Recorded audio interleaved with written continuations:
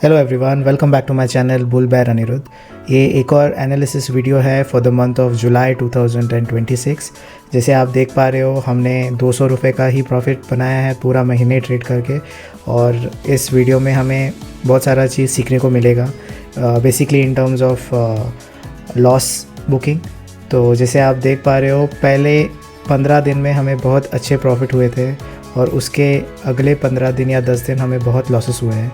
तो जानते हैं कि हमारे प्रॉफिट्स कैसे कम हो गए और इतना छोटा प्रॉफिट कैसे हम लेके चले गए, और क्या ये प्रॉफिट इम्प्रूव हो सकता था।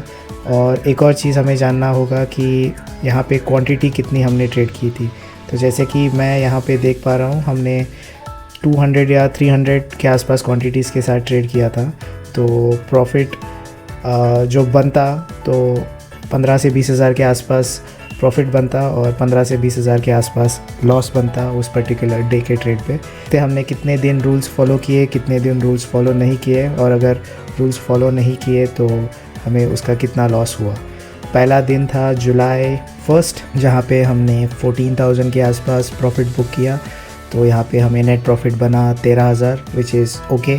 उसके अगले दिन हमें नेट प्रॉफिट बना 11,000। ये थोड़ा इम्प्रूव हो सकता था क्योंकि हमारा मिनिमम प्रॉफिट 15,000 का था।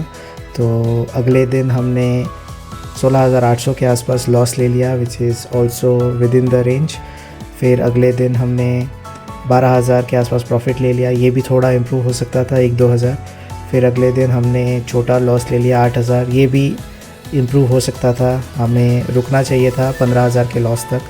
अगले दिन हमने 18,000 का प्रॉफिट बुक किया, विच इज़ गुड। अगले दिन हमने बस 10,000 का प्रॉफिट ले लिया, which is not that good but okay. शायद यहाँ पे मार्केट साइडवेज था बहुत देर तक, तो मैंने 10,000 पे बुक कर लिया।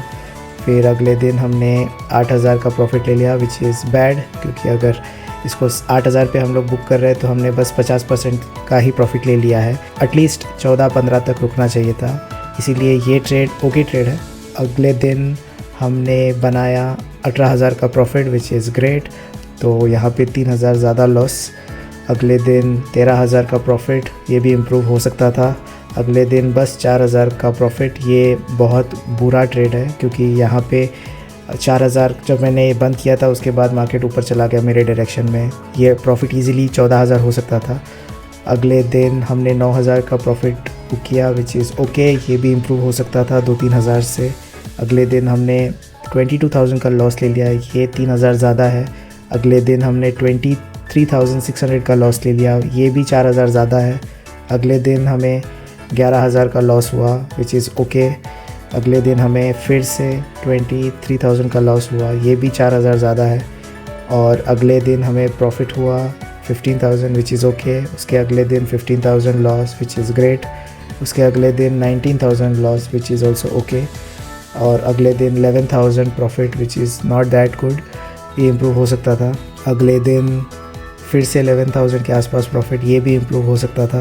अगले दिन फिर से 10,000 के आसपास प्रॉफिट। तो ये जो लास्ट 3 दिन थे, इसमें हमें 3-4 हज़ार ज़्यादा प्रॉफिट हो सकता था।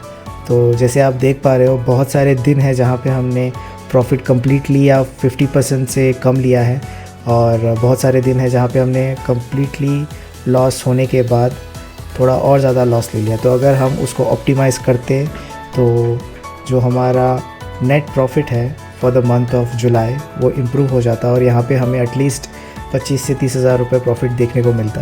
तो जुलाई महीने का पहला 15 दिन बहुत अच्छा था। अगले 15 दिनों में हमें थोड़ा सा कॉशियस हो के ट्रेड करना था, specially in terms of the days जहाँ पे हमें लॉस हुआ। तो अगर उसको हम लोग थोड़ा ऑप्टिमाइज़ करते तो हमें अच्छा प्रॉफिट देखने को मिलता। बट कोई बात नहीं, ये लर्निंग है। तो आई होप आपको भी इसमें से थोड़ा सीखने को मिला। Thank you.